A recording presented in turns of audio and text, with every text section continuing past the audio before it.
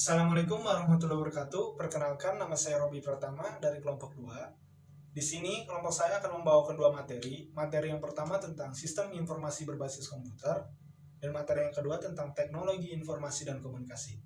Di sini saya akan menyampaikan materi yang pertama, yaitu sistem informasi berbasis komputer. Apa itu sistem informasi berbasis komputer? Sistem informasi berbasis komputer merupakan suatu sistem pengolah data menjadi informasi yang akurat sebagai alat bantu dalam pengambilan keputusan, koordinasi, dan kendali. Dengan kata lain, sistem informasi berbasis komputer memiliki arti komputer merupakan sistem yang utama dalam sebuah informasi. Di dalam sistem informasi berbasis komputer juga memiliki keunggulan-keunggulan yang bisa kita dapat dari komputer.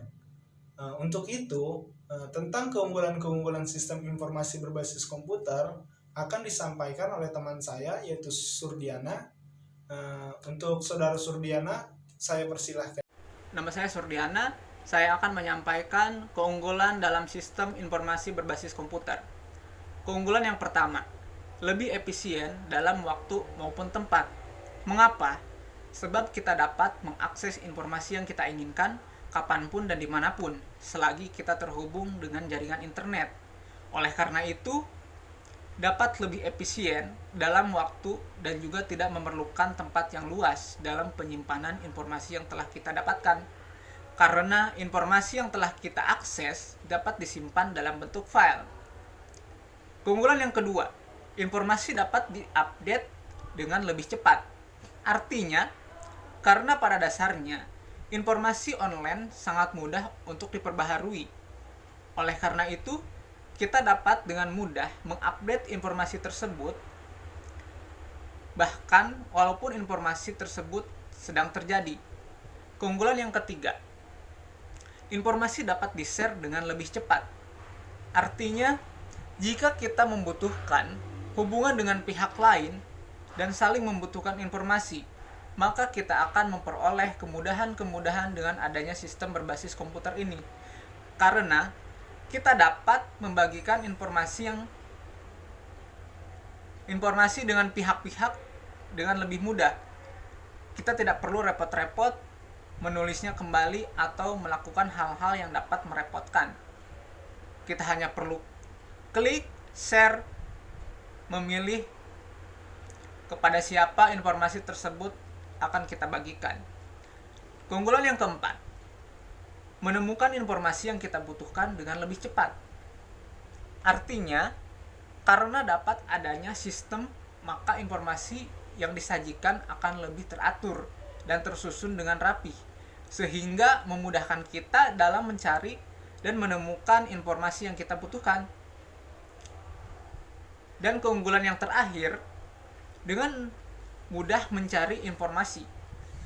Artinya, informasi yang telah kita gunakan biasanya juga masih bisa digunakan dalam masa mendatang. Oleh karena itu, biasanya kita menyimpannya dengan bentuk arsip atau kumpulan data yang suatu waktu kita dapat menggunakannya kembali. Oleh karena itu, dengan adanya sistem informasi berbasis komputer ini, maka kita dapat menyimpan informasi-informasi dengan mudah. Karena terdapat banyak hardware yang berfungsi sebagai penyimpanan data. Misalkan saja flash disk, DVD, PCD, maupun komputer itu sendiri. Dan informasi tersebut akan dapat tersimpan dengan baik, sehingga kita tidak dapat selagi kita tidak menghapusnya, dan kondisi hardware penyimpanan tersebut akan bebas dari virus. Itulah beberapa keunggulan yang ada dalam sistem informasi berbasis komputer. Selanjutnya, yang akan menjelaskan mengenai contoh aplikasi sistem informasi berbasis komputer adalah saudara Yulia. Kenalkan, nama saya Yulia Triastuti. Saya akan menyampaikan contoh aplikasi dari sistem informasi berbasis komputer. Contoh yang pertama, SIA atau Sistem Informasi Akuntansi.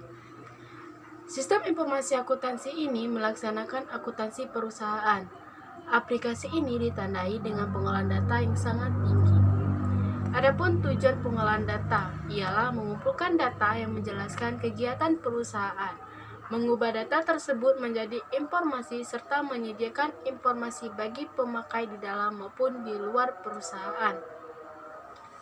SIA melaksanakan 4 tugas dasar. Yang pertama, pengumpulan data.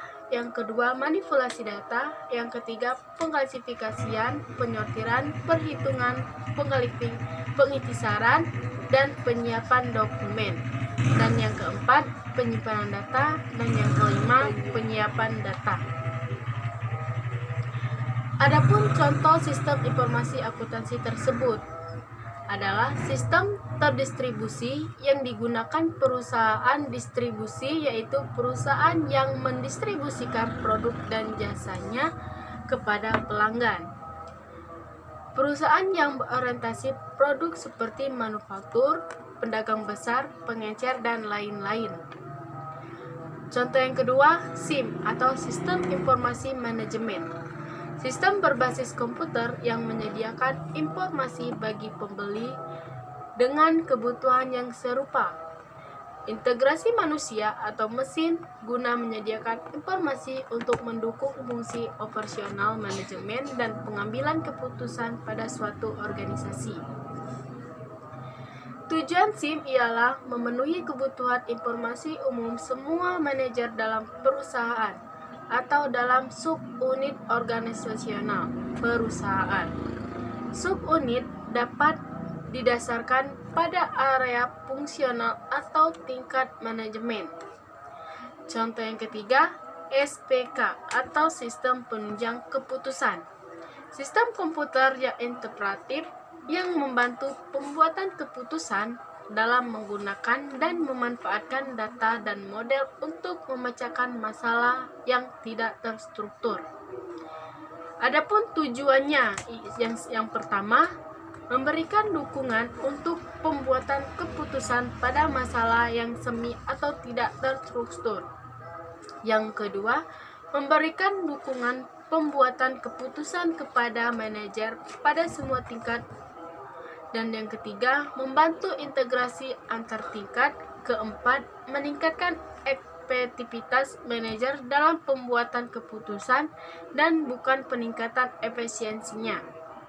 Contoh yang keempat, otomatisasi kantor atau office automation atau OA. Semua sistem elektronik formal dan informal, terutama yang berkaitan dengan komunikasi informasi ke dan dari orang-orang di dalam maupun di luar perusahaan. Fungsi OA adalah untuk memudahkan segala jenis komunikasi, baik lisan maupun tulisan, dan menyediakan informasi yang lebih baik untuk pengambilan keputusan. Contoh yang kelima, sistem informasi manufaktur atau manufacturing atau information system merupakan subsistem SIM yang menyediakan informasi untuk digunakan dalam pemecahan masalah manufaktur. Contoh SI manufaktur yang pertama, subsistem produk menelusuri arus suatu pekerjaan perusahaan merakit lampu sepeda. Senter ini dirakit dari beberapa bagian. Dan yang kedua, jadwal produksi menentukan langkah-langkah proses produksi yang akan dilakukan, menentukan status sehingga pekerjaannya dapat ditanyakan. Perkenalkan, nama saya Nur Hikmatul Asamil. Saya akan meneruskan materi dari Saudari Yulia, yaitu tentang teknologi informasi komunikasi. Teknologi informasi adalah suatu studi, perancangan, pengembangan, implementasi, dukungan, atau manajemen sistem informasi berbasis komputer, khususnya perangkat keras hardware dan perangkat lunak software. Menurut ITTA, Information Technology Association of America, teknologi informasi adalah suatu studi, perancangan, pengembangan, implementasi, dukungan, atau manajemen sistem informasi berbasis komputer, khususnya pada aplikasi perangkat keras dan perangkat lunak komputer. Materi selanjutnya adalah contoh teknologi informasi komunikasi yang akan disampaikan oleh Saudara Nisa. Saudara Nisa, saya persilahkan. Saya akan melanjutkan presentasi dari rekan saya. Contoh teknologi informasi komunikasi. Yang pertama ada komputer. Komputer adalah sebagai alat bantu atau sebagai media pembelajaran. Yang kedua ada internet, misalnya ada situs web, blog, dan email. Yang ketiga teknologi siaran langsung, misalnya radio, televisi, dan webcasting. Keempat adalah podcast. Podcast adalah salah satu teknologi penyiaran melalui media perekaman. Yang kelima ada pemutar audio dan video. Yang keenam ada telepon, misalnya telepon kabel, telepon seluler, satelit, dan lain-lain.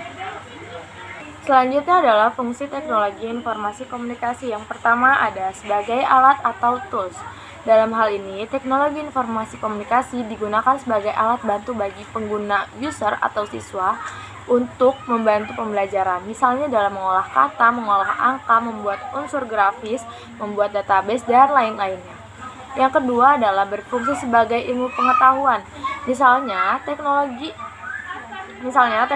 komputer dipelajari oleh beberapa jurusan di perguruan tinggi, misalnya sistem informatika, manajemen informasi, dan lain-lain.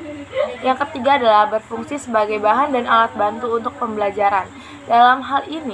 Kenapa dalam hal ini teknologi dimaknai sebagai bahan pembelajaran sekaligus sebagai alat bantu untuk menguasai